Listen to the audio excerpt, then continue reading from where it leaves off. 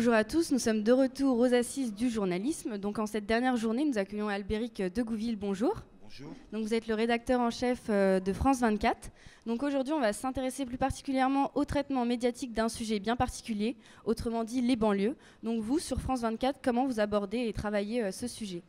Alors, il n'y a pas une ligne éditoriale pour aborder au quotidien, mais on a une émission qui existe depuis quelques semaines qui s'appelle Pas de quartier de Wassim Nasr et Ségolène Malter.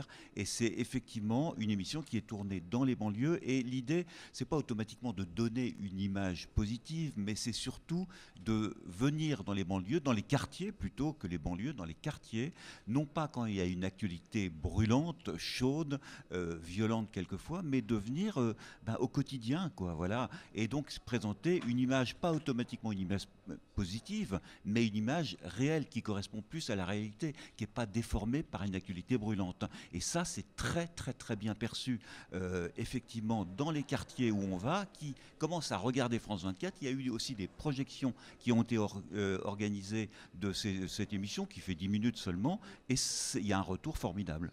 Et vous ne pensez pas que justement ce genre d'émission arrive un peu tard ? Alors, ce genre d'émission arrive peut-être un peu tard, j'en sais rien. De toute façon, France 24, nous, on est une chaîne internationale. Donc, ce n'est pas notre vocation. Mais on traite aussi de l'actualité française et on s'aperçoit que ça fonctionne. Ça arrive un peu tard, je ne peux pas dire pour France 24, pour les autres peut-être. Mais en tout cas, les moyens de tournage de plus en plus légers, effectivement, font que c'est bien mieux perçu dans une banlieue d'arriver avec des moyens de tournage très souple, que les journalistes qui font l'émission s'intègrent un petit peu aux gens des quartiers, plutôt que l'équipe qui arrive avec des moyens de tournage assez lourds. Donc est-ce que pour vous, justement, c'est les reporters citoyens un petit peu l'avenir des journalistes pour traiter les banlieues directement, parce que c'est eux les principaux concernés, vu qu'ils habitent en banlieue, ils connaissent le terrain ?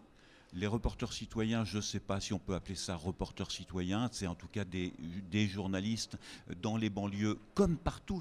Il n'y a pas de différence entre les banlieues et tout le reste. Dans les banlieues comme partout, le journaliste doit essayer d'apporter des informations d'abord qui vont contre les théories fumeuses qu'on peut voir et qui sont sur le net, notamment sur Facebook, qui sont des théories fumeuses parce qu'elles n'ont pas été vérifiées, contrôlées par des journalistes. Et peut-être pour finir, donc plus généralement, qu'est-ce que vous pensez du traitement médiatique de l'ensemble des chaînes à la télévision, justement ? Comment ils abordent ce sujet selon vous ? Et qu'en pensez-vous ? Est-ce que ce traitement médiatique...